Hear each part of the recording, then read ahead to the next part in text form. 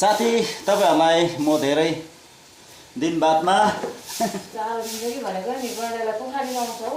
Short लाइफमा म आएको छु र हजुरहरु ठिकै हुनुहुन्छ होला, म पनि ठिकै छु। र हजुरहरुको हालखबर कस्तो छ अहिले है? र विन्टर पनि लाग्यो है, हिन्दूहरुको चाड पनि आएको छ है, दशैं भन्छ, दशहरा भन्छ है।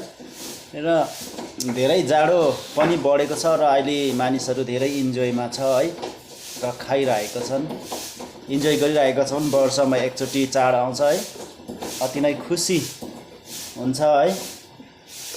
र मानिसको जीवन जब हामी संसारमा आउँछौं त तब यही इन्जोयमै हाम्रो जीवन बित्छ। तर त्यो भन्दा अगाडि चाहिँ म हजुरहरुलाई छोटो एउटा सन्देश दिन चाहन्छु। यो विगत हामीलाई सृष्टि गर्नुहुने सृष्टिकर्ता जो हुनुहुन्छ है, परमेश्वर, र हामी जब आमाको गर्भदेखि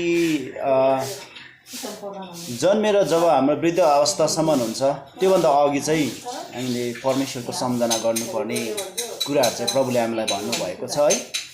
र मानिसहरु त्यो कुराहरु सुनेर पनि इन्जोयमै हिँडिरहेको हुन्छ है। र कसले देखेको छ र को पुगेर आएको छ र भनेर धेरैले प्रश्न गर्नुहुन्छ। तर त्यो प्रश्न गर्न चाहिँ एउटा मानिसहरुले नसोचेर नबुझेर कुरा गरेको जस्तो लाग्छ मलाई है।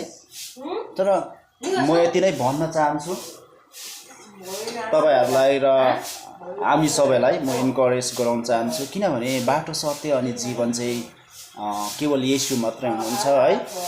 र हामीले येशूले विश्वास गर्यौं भने चाहिँ जब हाम्रो यो शरीर त एक दिन माटोमा मिलेर जान्छ, जब हाम्रो शरीरभित्र भएको एउटा हामी अहिले बोलिरहेको यो सास आत्मा, यो आत्मा चाहिँ परमेश्वरसँग मिलन हुनुपर्छ भन्ने एउटा धर्मशास्त्र बाइबलमा पनि लेखेको छ है। र यो कुरा चाहिँ सही कुराहरु जस्तो लाग्छ है, किनभने 2025 वर्ष अघि ख्रीष्ट येशूले हाम्रो निम्ति बलिदान गर्नुभयो कल्भरी क्रुसमा है। र उहाँको रगतद्वारा हामीलाई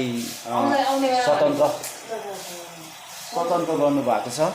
अनि त्यही कारणले गर्दाखेरि हजुरहरुले यो कुराहरु सुनिदिनुहोस् अनि एक्सेप्ट गरिदिनुहोस्। मौज मजामा होइन, मतलीपनमा होइन, भ्रष्टाचारमा होइन, ईर्ष्या ढामा होइन, हामी चाहिँ प्रेम खोजौं।